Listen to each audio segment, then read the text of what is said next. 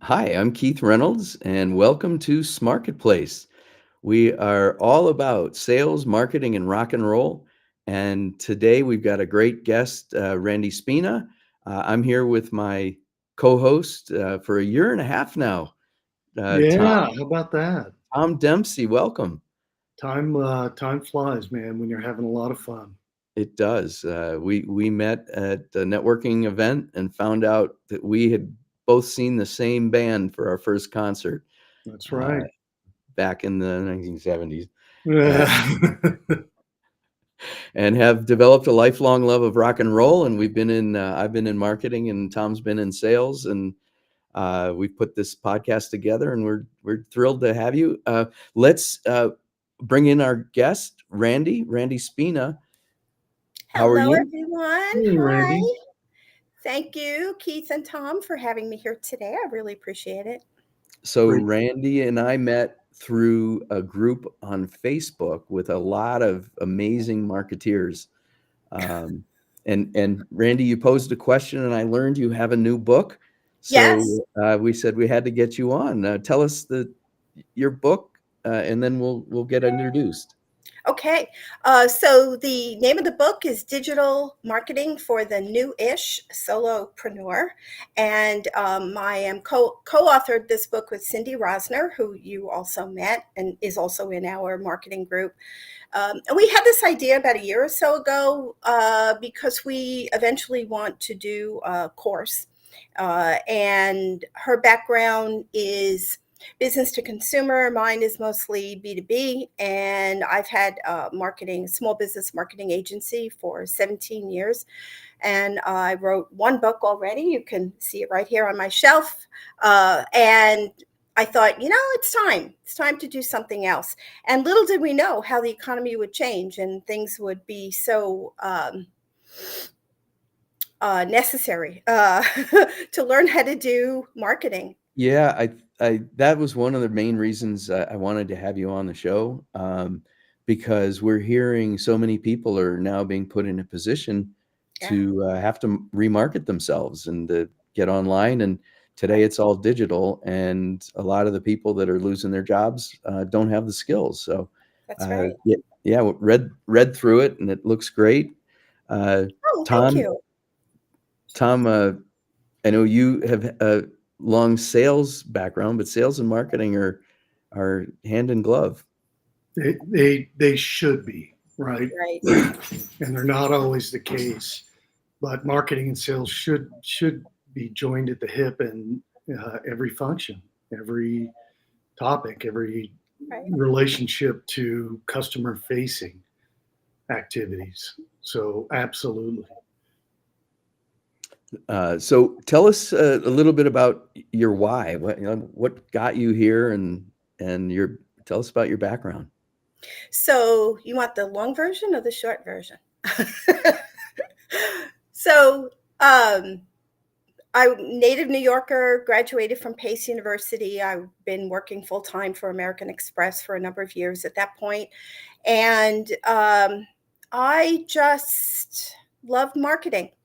I love the idea of studying consumer behavior. I love the idea of, that it's kind of half science and half art. And so from there, I just started moving around the country and moved to Dallas, Texas to go to grad school, and then worked with, again, in like credit card world, and launched some new products, did some, I call them first evers. I have a lot of those in my career. And we ended up being nominated for an Echo Award at the time with the Direct Marketing Association, which is now morphed and has changed names.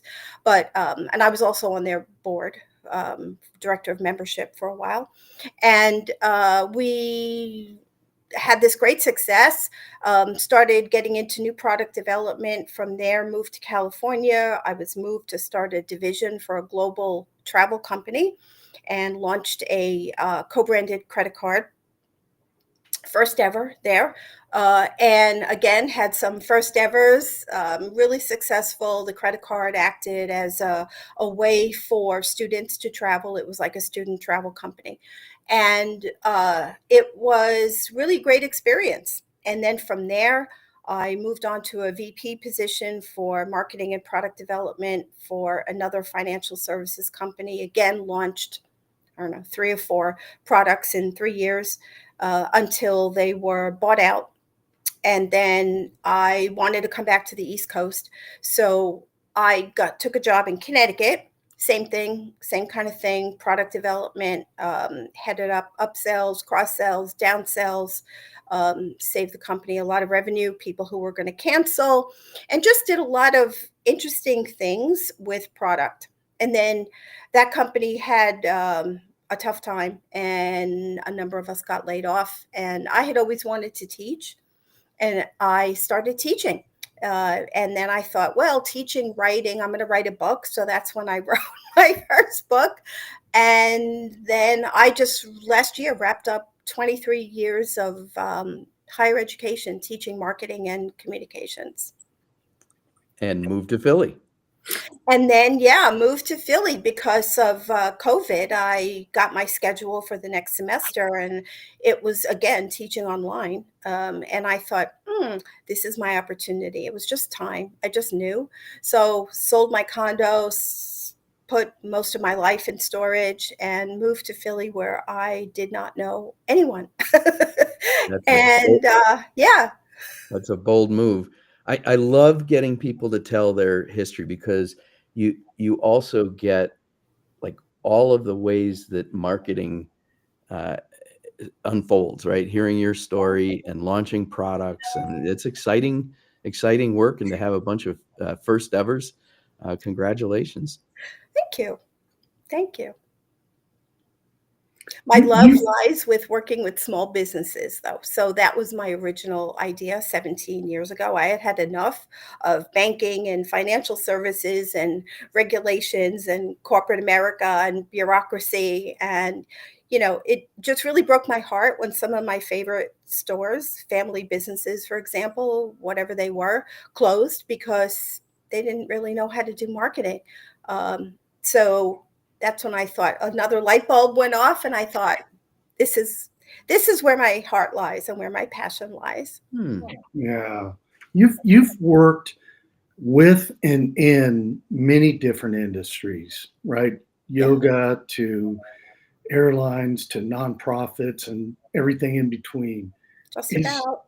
So and I find just when consulting and advising to an industry that I hadn't been familiar with, you got to get up to speed really quickly on the company, on the products, on what their marketing plans have been to date, et cetera.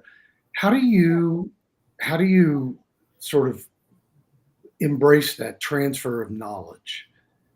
So when you're taking on a new client that maybe you're in a industry that you haven't experienced before, how do you get up to speed, and how do you get to the point where you can really help them?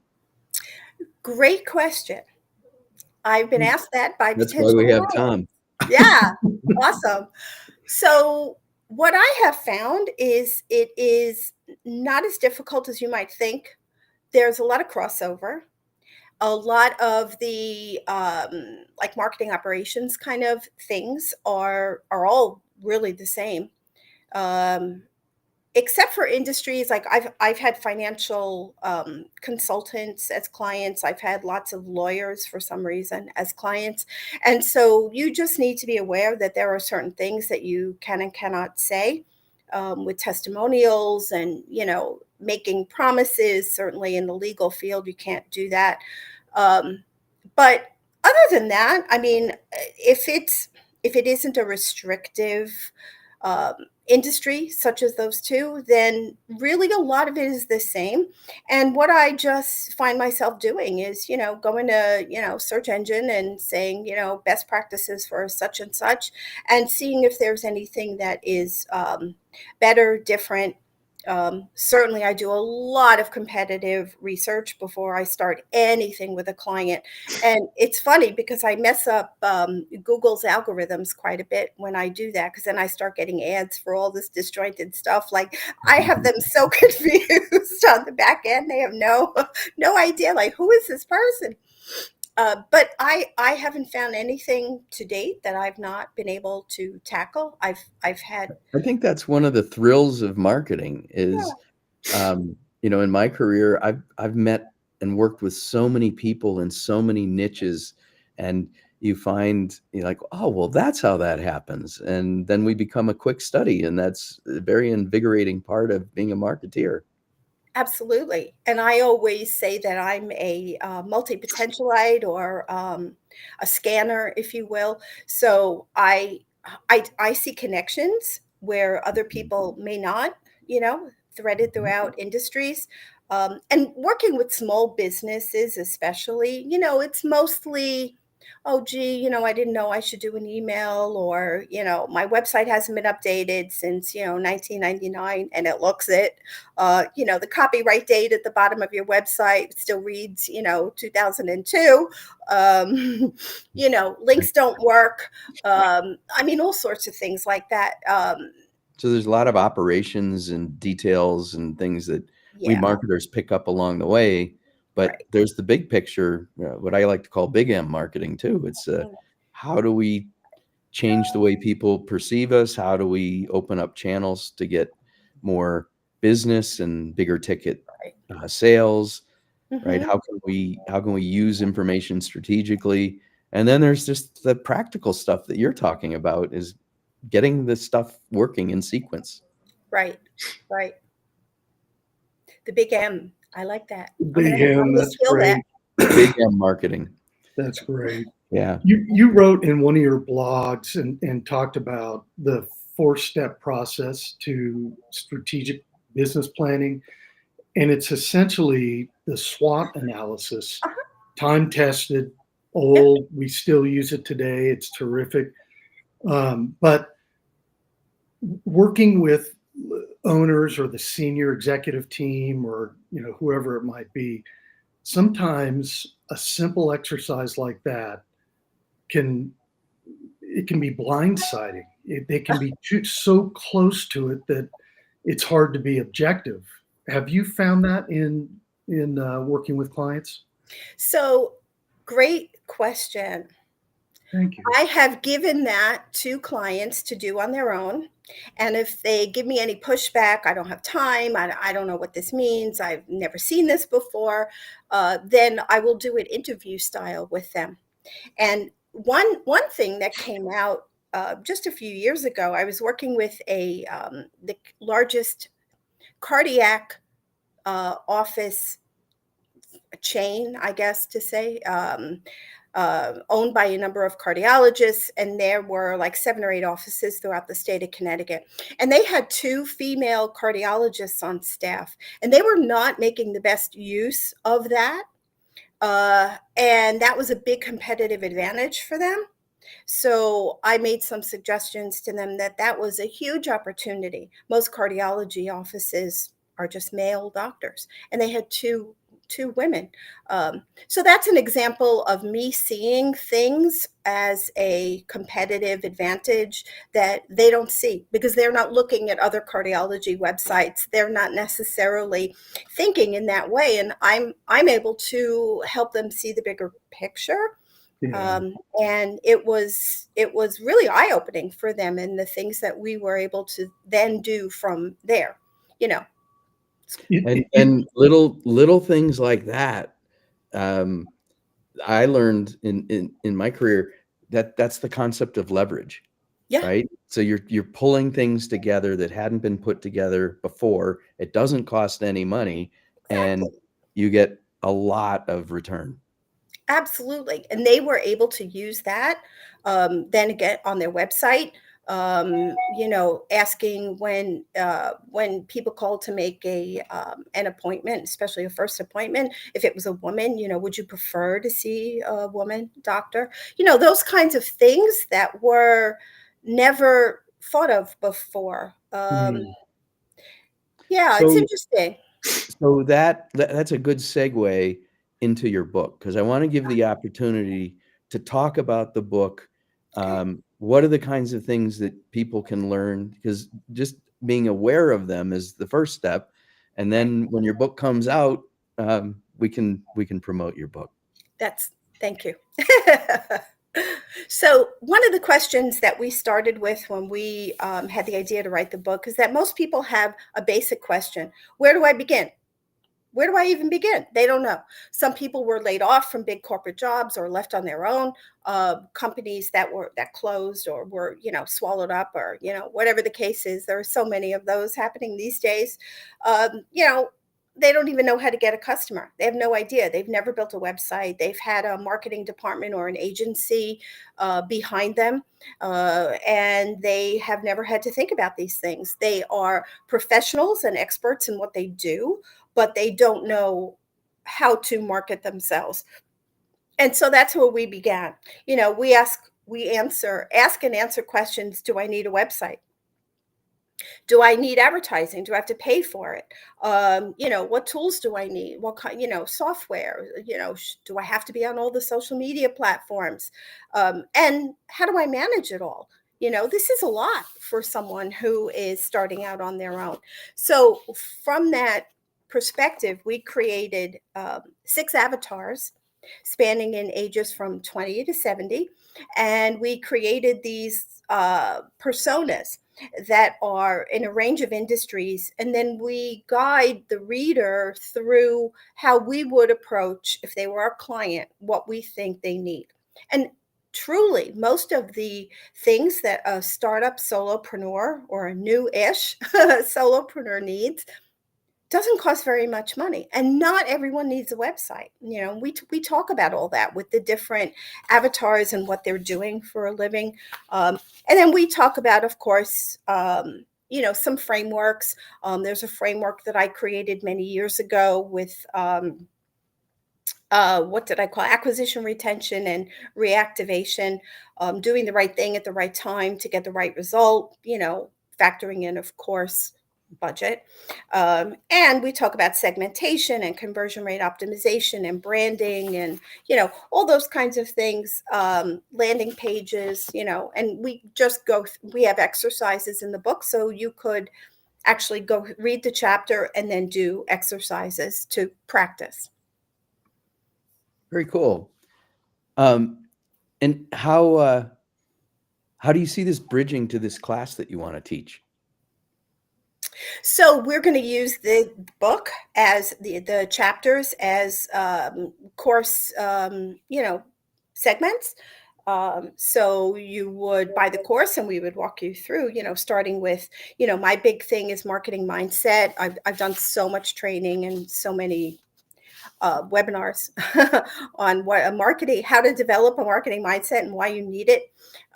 And so we're going to have different,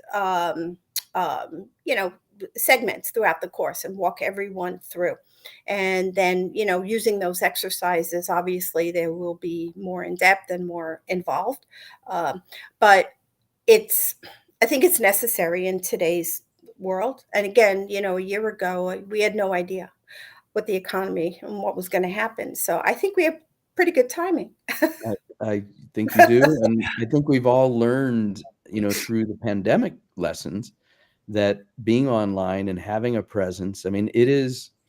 If you have a front door to your retail store, Google is the front door to your digital presence, and you want to create an end-to-end process where people learn about you and then discover and compare you to others, and you want to provide information for that comparison and own what you put out there, and then build the infrastructure to be able to take in leads, and no matter what the channel the lead comes in, it all gets handled the same way.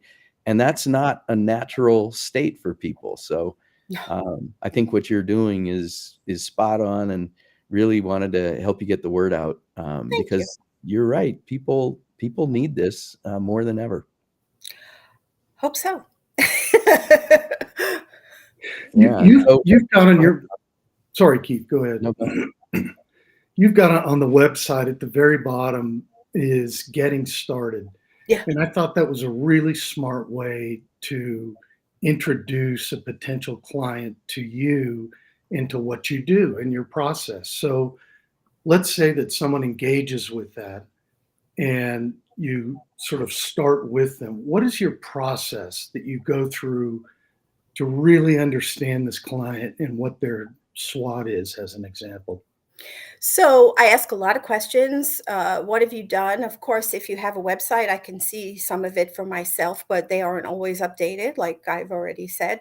I'll look at, I'll Google their name, their personal name, their business name, and I'll see what comes up about them. I'll do a lot of competitive research, and then I do all that before the call.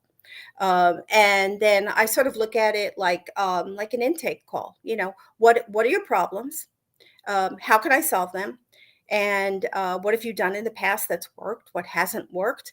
And of course, the big old budget question. That's why I have pricing on my website, marketingonamission.com.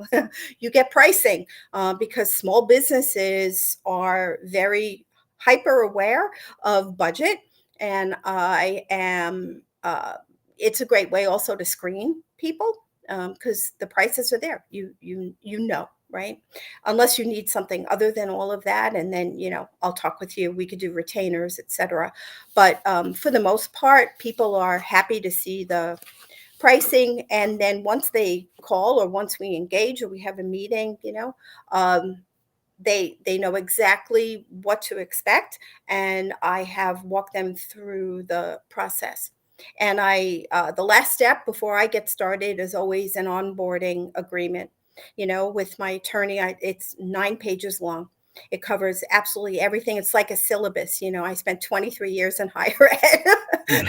I give students a syllabus. I give my clients an onboarding agreement, exactly what to expect, Mm. and how we work and what's expected on our end as well. And that just makes for a great launch, great relationship Yeah, when everybody's on the same page. yeah, We always ask if there was something you were going to tell a business owner or CEO, sales executive about marketing. What would that be? And and it sounds like your onboarding document really is the setup for that. Tell us about what you would tell and advise a CEO about marketing so that they can succeed. So my famous one liner is marketing is not magic fairy dust. Um, and it isn't going to turn your business around overnight, that's for sure. Because who knows, you could have been doing things for several years that haven't been working. It's always best when that's why we titled the book New-ish Solopreneur. It's always best to get this training up front when you're starting out, while you have bandwidth and while you have budget. Because sometimes I've gotten, calls and desperate calls, hey, I hired someone and they didn't know, what they were doing. And, we blew through 5 grand and got no results. Um, and unfortunately, that happens very frequently. So it's always best, to get ahead of the game if possible. But marketing isn't magic fairy dust. It's a process. I'm going to go through your operations. I'm going to call your phone. I'm going to fill out the forms on your website. I can't even tell you how many disaster stories I've had with people whose forms didn't work, and they had no idea, like they had 200 people trying to contact them. This is actually a true story in the aviation business. um, and the only reason they found out is because somebody was so desperate for their service, which by federal standards has to be done within a certain amount of time, that they got a phone call saying, you know, can you help me or not? And the guy said, sure, of course. What do you need? And they, well, I filled out your form. And then we had his webmaster go in and look, and there were 200, uh, forms that had never been sent. So things like, that goes back again to the marketing mindset. If your customers can't get a hold of you, that's a really big problem. Have you, sent yourself a package? Have you, listened to your own phone message? So all of those kinds of things help the marketing. I'm Mm. not a branding expert. That's not what I do. And most small businesses kind of have their owner's personality anyway. So it's like, Mhm. just how do you bring that through, you know? And that's the most effective marketing when you have a leader of a company. It's the reflection of their values Right. and their view of the world and how they Right. add value. Great advice for the CEO. Tom, did you have something? No, I would just, before we jump into the music, you had written something that really resonated with me, and it's I highly recommend shaking up your life now and again with new experiences. Oh, yeah. And that's true professionally, that's true personally. Right. And just getting to know you a little bit, you've done that. You've lived that motto. I would imagine that the more experiences that you've had personally and professionally, that the better it makes you to be able to come up with fresh, new, creative ideas to help your clients. I'd like to think so. Thank you for saying that. I also think that being such a like a scanner, you know, Yeah. um, is again putting the pieces together in ways that others may not necessarily see or think about. So I think bringing a lot of um, experience into the mix regionally as well, because things work Mm. different. I've lived all over the country. Things work different at different parts of the country, Mhm. also helps. So across industry, across geography, all those things have kind of formed my, I call it my disaster list. I've seen every imaginable Well, disaster. that's really the value of a generalist, right? We Yes. have we have a we wanna have a good mix of generalists and specialists, and Right. the kinds of things you write about in the book are where you need to specialize in many of them, and you put them in the context then of the general. Right. Right. Yeah. And I think for someone like me, I have good relationships with lots of specialists and technical people, and that I know who to bring in for what kind of project, and I know their work, and I've worked with them, and I know that they're going to make the client happy. So again, all of that is. I think adds to the value that I bring to a small business owner, especially someone with a tight budget, because it's you're gonna waste so much time and so much money trying to figure it out on your own. And you have a co-author on this, Yeah, book.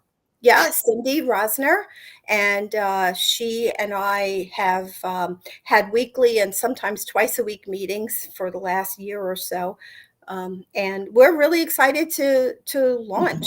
We're ready to pull the trigger. That was the big Design. lesson in my book was going from the creator to write the book and get everything the way I wanted it, and then stop. There's no more writing, it's now marketing. Funny you should say that, because 3 o'clock in the morning, I'll say, "Oh, we should add this," and she'll do the same. And at some point, it just said, "That's it. We got to stop." I Lock mean, it down. right? And we talk about things like obviously social media and TikTok, and for a long time, we had highlighted in yellow wherever TikTok was mentioned because of what was going on. And now with Google and the possible breakup and Meta between Facebook and Instagram, I mean, I don't know. The day we publish everything, like with that kind of specialization, could potentially change, and then there's an opportunity for a sequel. There you go. All right, well, now we get to our favorite part of the show, All right. and we were really interested, and we've had this several times. I guess Tom and I started out thinking everybody loves rock and roll, and we found, well, not everybody's as passionate about it, but the music is what everyone connects with. Yeah. Tell us your musical experience and share it with everybody. So, I grew up in the disco era, and um, I had this conversation with a friend locally, and she said, "Oh my God, that's like my husband's least favorite word in the whole world." And I said, "Oh my God, that does not even compute in my brain. I can't even understand that sentence." um, so from there, obviously, music moves on, genres change over time. And so from there, EDM, electronica, progressive, trance, house, all of that. And so that's sort of what led me to the music, the links that I sent to you, my two favorite tracks of all time. There actually is a third, but I didn't want to bombard you. But I can listen to that music all day long. It's also good, like ambient kind of music, because personally, I prefer music without words. And I also love jazz music. I mean, we go see jazz things all the time. It's a big jazz scene here in Philly. And there's a jazz club just a few blocks away. So, again, it's just for me. I like to input my own kind of words and thoughts into music rather than having someone tell me their words, if that makes sense. Luckily, my man, the first time he ever heard this music, he's, oh my God, I love this. What is this? I'm like, oh, thank God. Because you have to be musically compatible. You have to be musically compatible. There's just no way around that. So, he has shared lots of music with me. We're always sending music links back and forth. We're that kind of couple. So that works really well for us. That's awesome. So you're passionate about it. Do you get to live shows, or are you primarily online? So online. Yeah. Well, I mean, we do live shows, but it isn't usually that kind of music. It's very rare. That kind of music is like music festival kind of stuff. And yeah, it's not really concert kind of music. But I have in the past, when I was living in Dallas, I got to see a few of the old timer kind of electronic music concerts. I think of them at clubs. Yeah. Oh, yeah. Oh, for sure.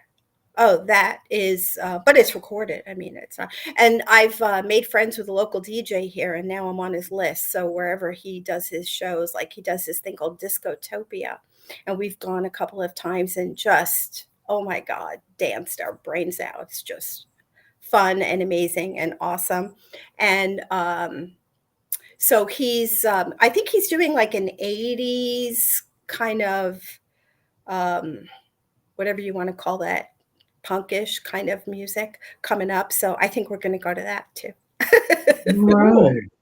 All right. Well, we have such variety with all our guests, and we've had somebody from the Philippines, and they talked about the music they liked, and then even about how American rock and roll had been adopted and morphed and changed for that market. So we love to check in with people on that. It's kind of the universal theme, and it gets to where Tom and I started out on this, is that today sales and marketing needs to work together like a band. That's fantastic, and it's so true. And I'm glad I was able to turn you on to music that you'd never heard before. That does my heart happy. That's right. Well, share the link. Are you familiar with Red Rocks Amphitheater here in Denver? No. It's a natural amphitheater. Artists who play in the U.S. this is their favorite place to play. It's just an amazing outline, and they have about 160 shows a year or so. But my point is that I'll bet you 2/3 of them are EDM related music now, and really? Yes, and send me the link. And it hasn't. I will. It hasn't been like that for a long time. So it's a sign of the times, right? Music. Yeah. If you're going to appeal to a certain audience that's going to sell out, every time, boy, it's a big scene here. So good. When you come out, promise me you'll see a show. Yeah, Red Rocks is definitely. So maybe they need to do more national marketing. Maybe we could help them. I think they sell out every single show. It's quite a scene out here in Denver. That's fantastic. Yeah. Well, thank you. Thank Again, you. what's the name of your book? digital marketing basics for the new-ish solopreneur. And if anyone would like to get on the pre-order list, you can email us at helpme@doitrightdigital.com. There you go. Well, thank you for Excellent. joining us. It's been a pleasure, Randye. Thank you both very much. Thanks, Randye. Bye. Bye. Look forward to sharing